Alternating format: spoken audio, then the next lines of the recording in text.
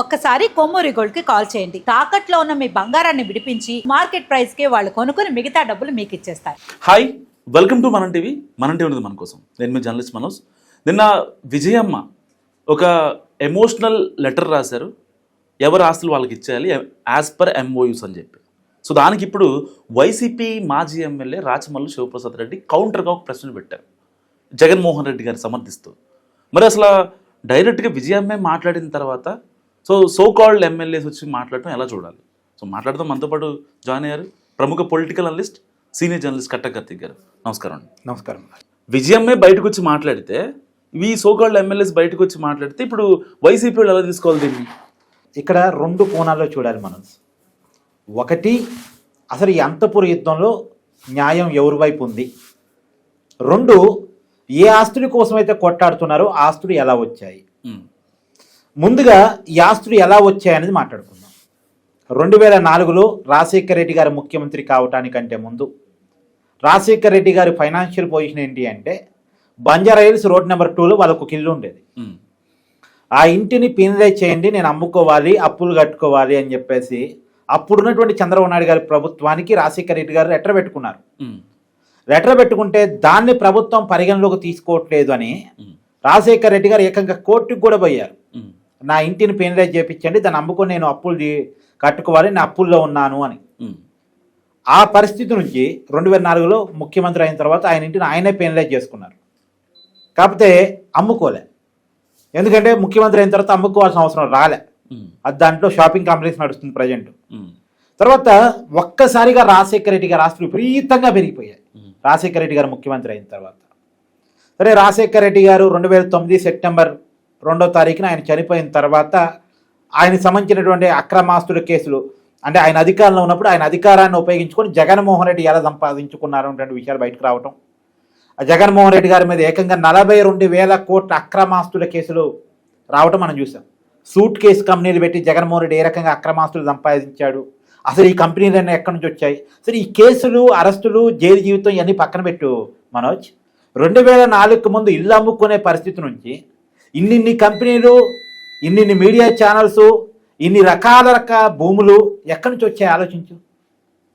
ఇప్పుడు జగన్మోహన్ రెడ్డి గారి కంపెనీ భారతీయ సిమెంట్స్ నుంచి మొదలుపెట్టి, పవర్ కంపెనీ నుంచి మొదలుపెట్టి, సిమెంట్ కంపెనీ నుంచి మొదలుపెట్టి, మీడియా ఛానల్స్ వరకు మొదలుపెట్టి ఎన్ని కంపెనీలు, ఇన్ని ప్యాలెస్లు, ఇంత ఎస్టేట్ భూమి ఎక్కడి నుంచి వచ్చింది? ఆయన బెంగళూరు పోతే యలహంక ప్యాలెస్ ఉంది, హైదరాబాద్ వస్తే లోటస్ పాండ్ ఉంది, తాడేపల్లి వస్తే తాడేపల్లి ప్యాలెస్ ఉంది. ఇంత ఆస్త ఒక వ్యక్తికి కేవలం ఒక 5 సంవత్సరాల కాలంలో ఎలా రాగలిగింది అంటే, ప్రజల అధికారాన్ని అడ్డం పెట్టుకుని ఏ రకంగా సంపాదించారు అనేది మనం ఇక్కడ మాట్లాడుకోవాలి. సో ఇప్పుడు ఏ ఆస్తి గురించి అయితే వివాదం జరుగుతుందో, సరస్వతి పవర్ అండ్ ఇండస్ట్రీస్, దాని గురించేగా వివాదం. అది జగన్మోహన్ రెడ్డి గారు ఎంఓయూలో విజయమ్మకి రాశారు. కాకపోతే అది షర్మిలాకి ఇస్తున్నారు అనే కారణం చేత ఆస్తిని మళ్ళీ తిరిగి నాకే కావాలి, అది నేను ఇవ్వను అని చెప్పేసి అడుగుతున్నారు అన్న కాడి వివాదం కదా. ఆ Saraswati power and industries Jaganmohan Reddy ఏమైనా కష్టపడి సంపాదించిన ఆస్తి కాదు. అక్కడేదో సిమెంట్ కంపెనీ పెడతాం, అక్కడ ఉన్న ప్రజలకు ఉద్యోగాలు ఇస్తామని రాజశేఖర రెడ్డి గారి చేతిలో ఉన్నటువంటి అధికారాన్ని ఉపయోగించుకొని కొట్టేసిన భూమి అది. కేవలం అధికారాన్ని ఉపయోగించుకొని కొట్టేసిన భూమి అది. అదేం జగన్మోహన్ రెడ్డి గారు తన కష్టార్జితంతో కొడుకున్న భూమి కాదు అది. ఆ భూమి కోసం నాది అని జగన్మోహన్ రెడ్డి అంటాడు, మాకు కూడా హక్కు ఉందని విజయమ్మ షర్మిల అంటారు. ఎంత విచిత్రంగా ఉంది. సరే, ఇది ఆస్తుల కొట్టాట సంబంధించి, ఆస్తులు ఎలా వచ్చాయని దానికి సంబంధించి. సరే, అంతపుర ప్యాలెస్ గొడవలో ఎవరిది కరెక్టు, ఎవరి వైపు న్యాయం ఉంది అంటే, ఒక వాస్తవాన్ని మాట్లాడుకునేదంటే, అసలు జగన్మోహన్ రెడ్డి దయా దాక్షిణ్యాల మీద షర్మిలాకి ఆస్తి ఇచ్చేదే ఉంది. అది తప్పుగా వచ్చిందా ఒప్పుగా వచ్చిందా, ఆస్తి ఎలా వచ్చిందని వదిలిపెడితే, తండ్రి ఆస్తిలో కొడుక్కి ఎంత బాధ్యత హక్కు ఉంటుందో కూతురు కూడా అంతే బాధ్యత ఉంటుంది. కూతురికి కట్నం ఇచ్చావు కదా ఇక బాధ్యత లేదు అంటే కుదరదు. కొడుక్కి ఎంత బాధ్యత ఉంటుందో కూతురికి అంతే బాధ్యత ఉంటుంది, సమానంగా పంచబడాలి. 1985లో ఎన్టీ రామారావు గారు ఉమ్మడి రాష్ట్రానికి ముఖ్యమంత్రిగా ఉన్నప్పుడు చేపట్టే చట్టం అది. తర్వాత ఇప్పుడు మోడీ గారి ప్రభుత్వం కూడా ఆడపిల్లల ఆస్తి హక్కును గుర్తించింది పార్లమెంట్లో. అదే పార్లమెంటు గుర్తించక ముందే ఆంధ్రప్రదేశ్ ప్రభుత్వం చట్టం చేసింది ఆడపిల్లకి ఆస్తిలో సమాన హక్కుని కేటాయిస్తూ. మరి జగన్మోహన్ రెడ్డికి ఆస్తిలో ఎంత హక్కు ఉంటుందో షర్మిలకు కూడా అంత హక్కు ఉంటుంది. సాక్షి టీవీలో కూడా షర్మిలకు హక్కు ఉంటుంది, సాక్షి పేపర్లో కూడా షర్మిలకి హక్కు ఉంటుంది, 2004 తర్వాత రాజశేఖర రెడ్డి గారికి సంక్రమించినటువంటి ప్రతి ఆస్తిలో రాజశేఖర రెడ్డి గారి ముఖ్యమంత్రి పదవి చేపట్టిన తర్వాత వాళ్ళకు వచ్చినటువంటి ప్రతి ఆస్తిలో ఖచ్చితంగా జగన్మోహన్ రెడ్డికి ఎంత హక్కు ఉందో షర్మిలకు కూడా అంతే హక్కు ఉంది.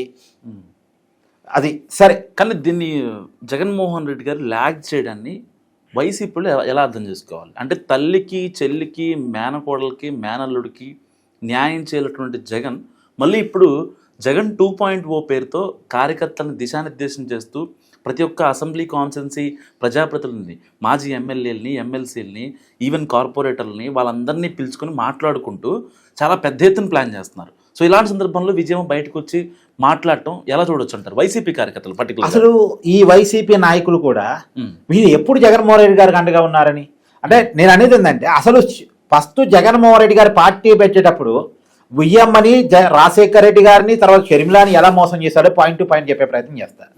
2009 సెప్టెంబర్ 2వ తారీఖు రాజశేఖర రెడ్డి గారు మరణించిన తర్వాత జగన్మోహన్ రెడ్డి గారు సీఎం సీటు కోరుకున్నారు.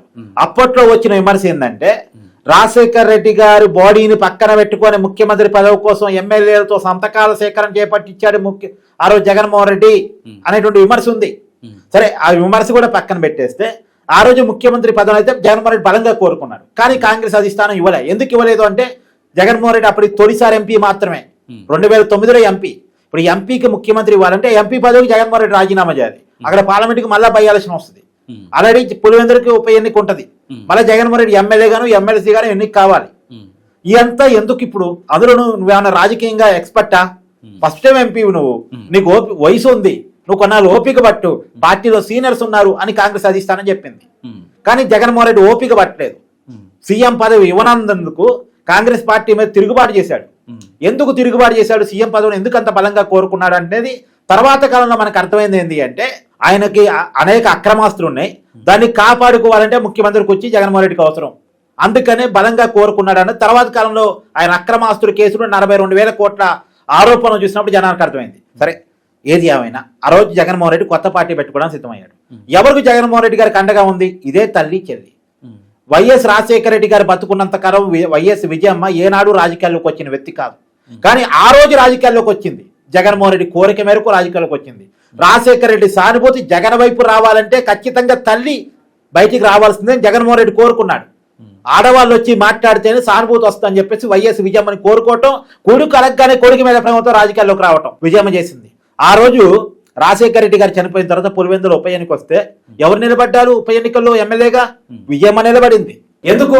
ఆ రోజు వైఎస్ వివేకానంద రెడ్డి గారు కాంగ్రెస్ పార్టీలోనే ఉంటారని చెప్పారు కాబట్టి అక్కడ పులివెందులో జగన్మోహన్ రెడ్డి నుంచి గెలిచే పరిస్థితి ఉండదు. విజయమ్మ అయితే ఖచ్చితంగా గెలుస్తుంది అని చెప్పేసి విజయమ్మని తీసుకొచ్చి పులివెందు బై ఎలక్షన్లో నిలబెట్టి రాజశేఖర రెడ్డి గారి భార్య నిలబడింది అని చెప్పి చూపించారు. అప్పుడు రాజశేఖర రెడ్డి గారి సానుభూతి అంతా జగన్మోహన్ రెడ్డి గారి వెనకాల ర్యాలీ అయింది. అప్పుడు అక్రమాస్తుల కేసులో జగన్మోహన్ రెడ్డి అరెస్ట్ అయితే ఇదే విజయమ్మ ఇదే షర్మిల రోడ్డు మీద పడి తిరిగారు. వైఎస్ షర్మిల 3,200 కిలోమీటర్లు ఉమ్మడి రాష్ట్రంలో పాదయాత్ర చేసింది. ఒక మహిళ పాదయాత్ర చేయటం దేశంలోనే ఒక రికార్డు.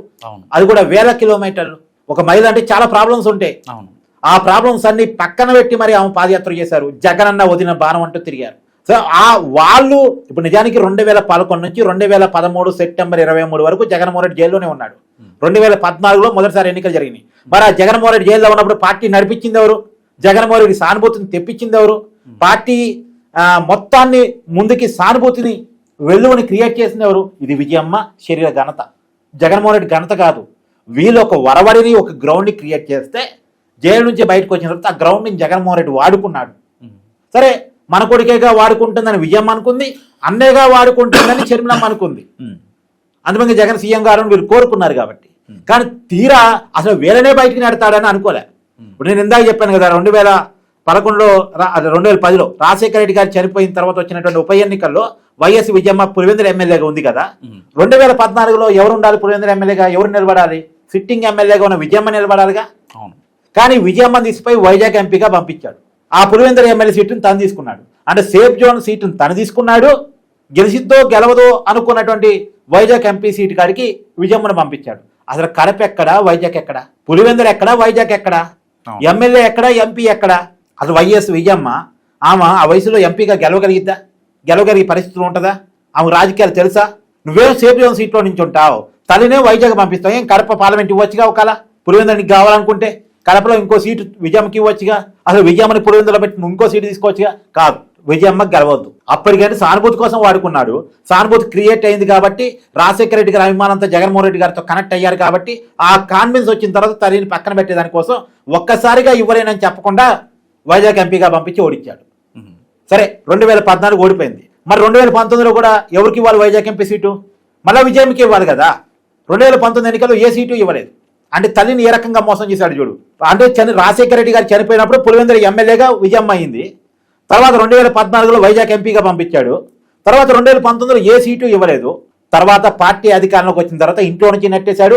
పార్టీలో ఉన్నటువంటి ఆమెకున్న పదవిని, గౌరవ అధ్యక్షురాలన్న పదవిని కూడా పీకి పడేశాడు.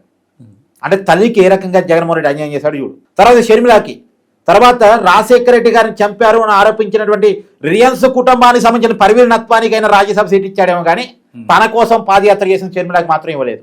తర్వాత కేవలం కడప పార్లమెంట్ సీటు అయితే నాకు ఇవ్వు, లేదా షర్మిలాకి ఇవ్వు, లేదా విజయమ్మకి ఇవ్వు, మన కుటుంబం చేతుల్లో నుంచి అది బయటికి పోవడానికి వీల్లేదు అన్నందుకు వైఎస్ వివేకానంద రెడ్డి గారి మర్డర్ జరిగింది అనేటువంటిది ఆ కుటుంబం బలంగా నమ్ముతున్న మాట.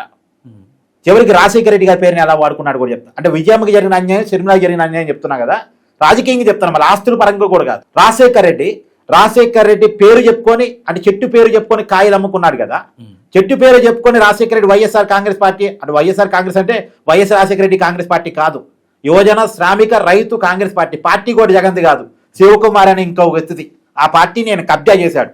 ఈయన ఎలాగైతే చెల్లి ఆస్తుని కబ్జా చేశాడు, అమ్మ సానుభూతిని కబ్జా చేశాడు, రాజశేఖర రెడ్డి గారి పేరును కబ్జా చేశాడు, అలాగే పార్టీని కూడా కబ్జా చేశాడు. ఏది సొంతది కాదు జగన్మోహన్ రెడ్డికి. ఆస్తి ప్రజలది, పార్టీ ఇంకెవరిదో. అలా శివకుమార్ పెట్టిన పార్టీని కబ్జా చేసి ఆ పార్టీ ద్వారా ఎన్నికల్లోకి వెళ్ళి చివరికి అధికారంలోకి వచ్చిన తర్వాత రాజశేఖర రెడ్డి బొమ్మ సాక్షిలో తీసేయడానికి ట్రై చేశాడు. రాజశేఖర రెడ్డి బొమ్మ సాక్షి ఛానల్ లోగోలో ఉంటుంది, అది తీసేయడానికి పేపర్లో, టీవీ ఛానల్లో ప్రయత్నం చేశాడు జగన్మోహన్ రెడ్డి. అంటే తండ్రి మీద కూడా ఏ రకంగా కుట్ర చేశాడు అనేది మనం అర్థం చేసుకోవాలి. తన తండ్రిని ఎవరో చంపారని కామెంట్ చేసి, ఆరోపణ చేసి, చివరికి అదే కుటుంబానికి సంబంధించిన వాళ్ళకి రాజ్యసభ సీట్ ఇచ్చిన చరిత్ర జగన్మోహన్ రెడ్డి. అర్థం చేసుకో. చివరికి ఇంకొక మాటలో చెప్తాను నేను, రాజశేఖర రెడ్డి పేరుని సిబిఐ ఛార్జ్షీట్లో చేర్చిన జగన్మోహన్ రెడ్డి అనేటువంటి ఆరోపణ కూడా ఉంది. అంటే జగన్మోహన్ రెడ్డి మీద అక్రమాస్తి కేసు పడ్డాయి కదా, తను సేవ్ కావాలంటే ఏం చేయాలి? నాకు సంబంధం లేదు, వాళ్ళు చేశారని చెప్పాలి. అప్పుడు జగన్మోహన్ రెడ్డి ఏం చెప్పాడు? నా తండ్రి అధికారంలో ఉన్నప్పుడు జరిగిన అక్రమాస్తులు, అవినీతి నాకేంటి సంబంధం? నేను నా పార్టీలో అప్పుడు ఉన్నానా? 2009లో ఎంపీ అయ్యాను నేను, అంతకుముందు నాకేం సంబంధం లేదు. నేను 2009లో కూడా అయింది ఎంపీ, స్టేట్ గవర్నమెంట్తో నాకేం సంబంధం? రాజశేఖర రెడ్డి ప్రభుత్వ నిర్ణయాలతో నాకేం సంబంధం? రాజశేఖర రెడ్డి అవినీతి పరుడు, నేను కాదు. అంటే తన తండ్రి అవినీతి పరుడట, ఈయన కాదట. అంటే తండ్రిని అవినీతి పరువుని చేసి పడేశాడు జగన్మోహన్ రెడ్డి. తండ్రిని అవినీతి పరువుని చేస్తే తన సేవ్ కావచ్చు అని. అవినీతి తండ్రి చేసింది నేను కాదు అని చెప్పేసి రాజశేఖర రెడ్డి గారికి అవినీతిని అంటగట్టాడు, ఆస్తునేమో తను అనుభవిస్తున్నాడు. చూడు, అవినీతినేమో తండ్రికి అప్పు చెప్పాడు, అవినీతి వల్ల వచ్చిన ఆస్తునేమో జగన్ అనుభవిస్తున్నాడు, షర్మిలకు కూడా ఇవ్వకుండా. చివరికి రాజశేఖర రెడ్డి గారి పేరును సిబిఐ ఛార్జ్షీట్లో చేర్చినందుకు అప్పుడు అడ్వకేట్గా ఉన్నటువంటి పొన్నవోలు సుధాకర్ రెడ్డికి జగన్మోహన్ రెడ్డి అధికారంలోకి వచ్చిన తర్వాత అదనపు అడ్వకేట్ జనరల్ ఇచ్చారు అనేటువంటి ఆరోపణ కూడా షర్మిల చేసింది. ఇప్పుడు సొంత కుటుంబమే. ఇప్పుడు ఒక తల్లికి కొడుకంటే ఎంత ప్రేమ ఉంటుందబ్బా? చాలా ప్రేమ ఉంటుంది. అందులో వైఎస్ విజయమ్మ జగన్ మీద పుస్తకం రాశారు, జగన్ కోసమే రాజకీయాల్లోకి వచ్చారు. అలవాటు లేదు, రాజశేఖర రెడ్డి గారు ఉన్నప్పుడు ఎప్పుడు రాజకీయాల్లోకి వచ్చిన వ్యక్తి కాదు. కానీ ఇవాళ ఆమె లెటర్ రాసే పరిస్థితి వచ్చిందంటే ఎంత ఆత్మశోకతో రాసి ఉంటారు. ఇవన్నీ కాదబ్బా. ఇప్పుడు నీకు మన భారత కుటుంబ వ్యవస్థ గురించి బాగా అవగాహన ఉంది కాబట్టి ఒక జర్నలిస్ట్గా నేను నిన్ను అడుగుతున్నాను. తండ్రి లేడు కుటుంబంలో, ఇంకెవరు పెద్ద? ఆబ్వియస్లీ తల్లి కదా. ఇప్పుడు తల్లి, వాళ్ళకిద్దరికి ఉన్నది జగన్, షర్మిల. ఇప్పుడు ఎవరికి ఆస్తి ఇవ్వాలనే డెసిషన్ మేకర్ ఎవరు? తల్లి. మరి విజయమ్మ మాట వినకుండా ఆస్తి మొత్తం నాదే అంటాడేంటి జగన్మోహన్ రెడ్డి? పైగా విజయమ్మని కామెంట్ చేయడానికి వైసీపీ నాయకులు పంపిస్తాడేంటి? అది కుటుంబ వ్యవహారమా, పార్టీ వ్యవహారమా? వైసీపీ పార్టీకి ఏం సంబంధం? అసలు వైసీపీ పార్టీ అనుకున్నా కానీ ఆ పార్టీ పెట్టడానికి పునాది వేసింది విజయమ్మ, షర్మిలానే కదా. వీళ్ళెవరు అసలు? రాచమల్లి శివప్రసాద్ రెడ్డి జగన్ని నెత్తి మీద మోసి నాయకుడిని చేశాడా? జగన్మోహన్ రెడ్డి నాయకుడిని చేసింది షర్మిలమ్మ, విజయమ్మ కదా. వైసీపీ పార్టీకి సానుభూతిని క్రియేట్ చేసి పెట్టింది విజయమ్మ, షర్మిలమ్మ కదా. ఒక కుటుంబ వ్యవహారాన్ని బయటకు వచ్చి రాచమల్లి మాట్లాడేది అసలు. అంటే ఖచ్చితంగా జగన్మోహన్ రెడ్డి చేస్తున్న అన్యాయం. పొద్దున్న లేస్తే నా అక్క చెల్లెళ్ళు అంటాడు, అందరిని నా కుటుంబం అంటాడు, సొంత కుటుంబానికి న్యాయం చేయలేను. అందుకేనన్నది షర్మిల, అన్న అనే పదానికే కలంకం జగన్ అన్న అని చెప్పేసి. నిజానికి ఈ విషయంలో జగన్మోహన్ రెడ్డి తన మనసును మార్చుకోవాలి, తన ఆలోచన మార్చుకోవాలి, తన బుద్ధిని మార్చుకోవాలి. ఎందుకంటే ప్రజా జీవితంలో ఉన్న వాళ్ళకి ఆస్తి ప్రధానం కాదు, విలువలు ప్రధానం. సరే పోని జగన్మోహన్ రెడ్డి సొంత ఆస్తి అనుకో, ఏముంది, చెల్లికేగా ఇస్తుంది, వేరే వాళ్ళకి కాదుగా. ఎదురింటోడికి పక్కింటోడికి కాదు కదా. జనానికి ఫ్రీగా ఏమైనా రాసి ఇవ్వమంటున్నారా? ఏమైనా జగన్మోహన్ రెడ్డి భూములు ఎర్ర జెండాలు బాతి ఇది పేదరికి మంచమని చెప్పేసి ఎవరైనా డిమాండ్ చేస్తున్నారా? కాదు కదా. తోడబట్టిన చెలికి ఒక ఆస్తి ఇమ్మని అడుగుతున్నారేమో, తప్పేముంది, ఇస్తే పోదా? ఒక సరస్వతి పవర్ అండ్ ఇండస్ట్రీస్ ఇస్తే జగన్మోహన్ రెడ్డి అడుక్కుంటాడా ఏంది? అడకదిని పరిస్థితులు ఏమైనా ఉన్నాడేంది జగన్మోహన్ రెడ్డి గారు? లేడు కదా. ఒక్క సరస్వతి పవర్ అండ్ ఇండస్ట్రీస్ షర్మిలాకి రాసిస్తే జగన్మోహన్ రెడ్డి గారికి ఇంకా కూడా ప్యాలెస్లు ఉన్నాయి కదా. ఇడిపాయపల్లిలో ఎస్టేట్ ఉంది, తాడేపల్లిలో ప్యాలెస్ ఉంది, చేసుకోవడానికి బిజినెస్లు ఉన్నాయి, గొప్పలు చెప్పుకోవడానికి ఒక టీవీ ఛానల్ ఉంది, పూర్తి వార్త రాసుకోవడానికి సాక్షి పేపర్ ఉంది. ఇన్ని ఉన్నాయి కదా. ఇన్ని ఉంచుకొని కూడా ఒక్క ఆస్తి ఇవ్వడానికి ఏమొచ్చిందంట? కాబట్టి జగన్మోహన్ రెడ్డి రియలైజ్ కావాల్సినటువంటి అవసరం అయితే ఉంది. థ్యాంక్ యూ కార్తిక్ గారు. సో ఇది కార్తిక్ గారు అనాలిసిస్. మీరేమనుకుంటున్నారో మస్ట్ కామెంట్ చేయండి. చూస్తూనే ఉండండి మనం టీవీ.